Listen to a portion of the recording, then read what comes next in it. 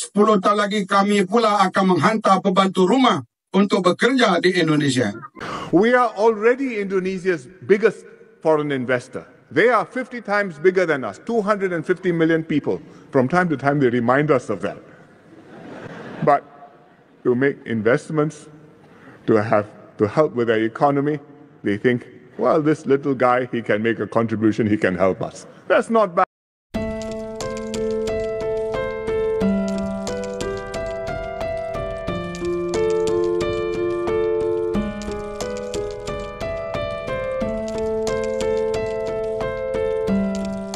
Halo Sobat Nawikrama TV, Indonesia sebagai negara terbesar di kawasan Asia Tenggara seakan mulai tidak dihargai semenjak keruntuhan ekonomi dan kerusuhan politik di tahun 90-an.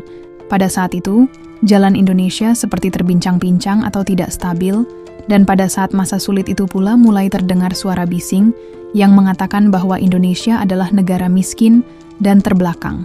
Mendengar perkataan tersebut, tentu saja orang Indonesia tidak terima.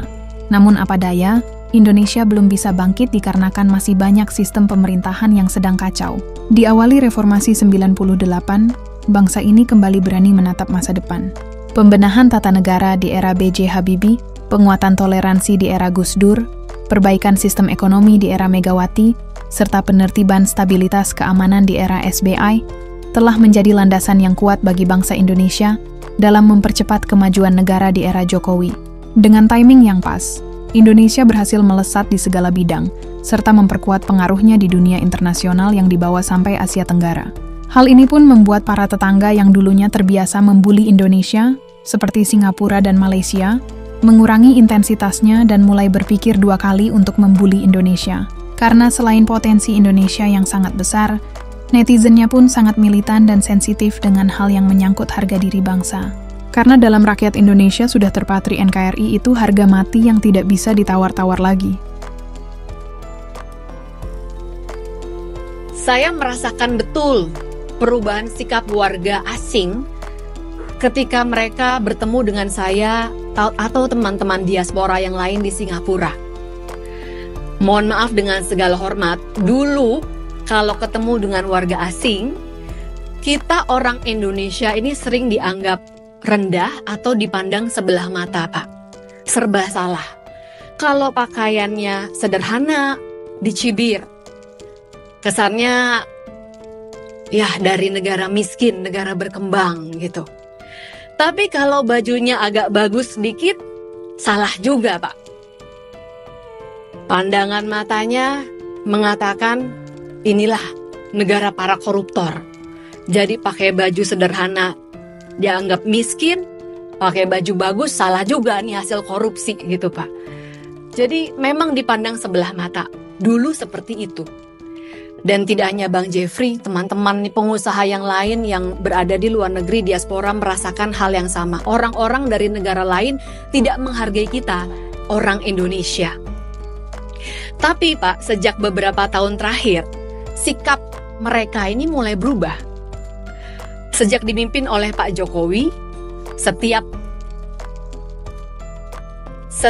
ketemu dengan orang-orang asing dan mereka tahu saya atau Bang Jeffrey dalam hal ini adalah orang Indonesia, mereka antusias Pak sekarang memberikan pujian. Negara Anda sekarang sudah jadi negara besar, negara penting di dunia.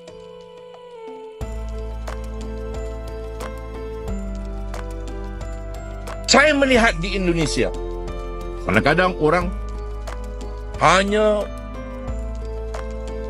teroja dengan kepimpinan di Indonesia.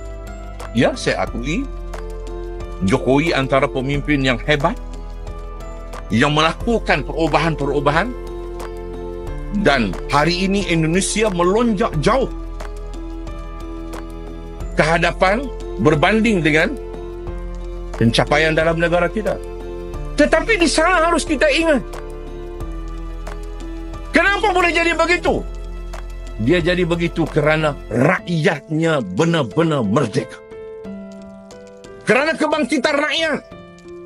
Rakyat bangkit menghukum pemimpin-pemimpin yang belot, yang khianat.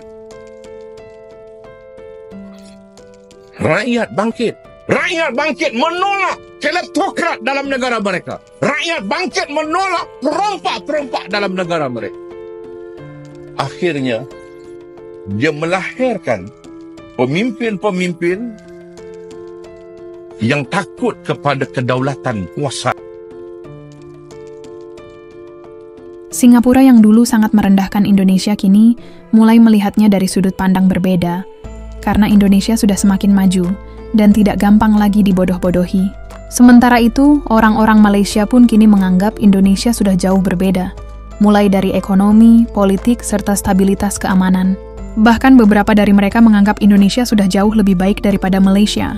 Hal ini tentu saja merupakan sesuatu yang membanggakan, mengingat Malaysia adalah rival dari Indonesia, negara yang dulu dianggap remeh telah menjelma menjadi kekuatan besar dan modern di kawasan. Menepis segala stigma negatif yang pernah dilayangkan pada Indonesia sebagai negara miskin dan terbelakang. Sekarang, Malaysia telah mengambil alih tempat Indonesia. Indonesia mengambil alih tempat Malaysia. Ketika saya bertemu dengan bekas menteri-menteri di Indonesia 2 hari yang lalu, saya beritahu mereka, kenapa kamu ambil alih tempat Malaysia? Dia kata, tempat apa, Pak? Dulu kami negara yang paling terkenal lawan rasuah. Sekarang negara yang paling terkenal lawan rasuah diambil oleh Indonesia.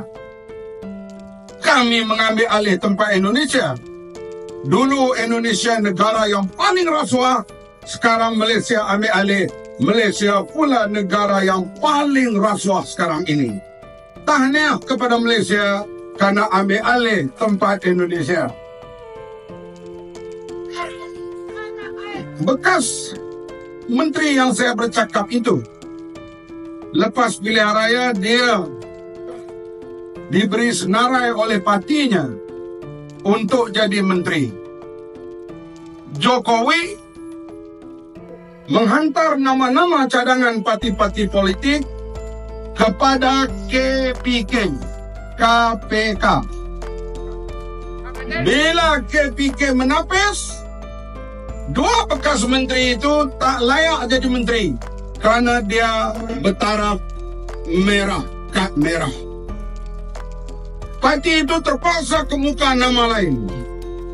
Bila KPK, Badan Pencegah Rasuahnya, lulus, baru Jokowi angkat menjadi menteri. Di Malaysia, kalaulah barisan menteri yang ada ditapis oleh KPK, sekor pun tak layak jadi menteri. Bekas menteri itu bertanya saya, Badan Pencegah Rasuah Malaysia, MACC, di bawah siapa? Saya kata di bawah Perdana Menteri. Saya bertanya balas, di Indonesia KPK di bawah siapa? Dia kata KPK di Indonesia di bawah Tuhan. Artinya badan ini tidak takut kepada sesiapa.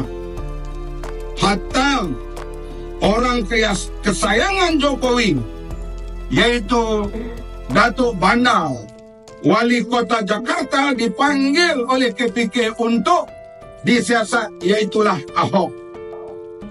Inilah perkembangan negara jiran kita selepas reformasi.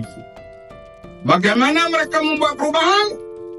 Mereka lawan rasuah dan Indonesia sekarang meningkat maju. Saya kata kepada bekas menteri itu, bila kamu maju, kami yang susah. Nak dapat pembantu rumah pun payah sekarang. Kerana rakyat Indonesia telah mula ada pekerjaan dan mereka kurang datang ke sini. Kalau datang pun bekerja di rumah, sekurang-kurang kita kena bayar RM800. Saudara yang dihormati sekalian, saya kata barangkali tak lama lagi, 10 tahun lagi kami pula akan menghantar pembantu rumah untuk bekerja di Indonesia. Kita boleh ketawa, tapi inilah dia Malaysia, tanah airku.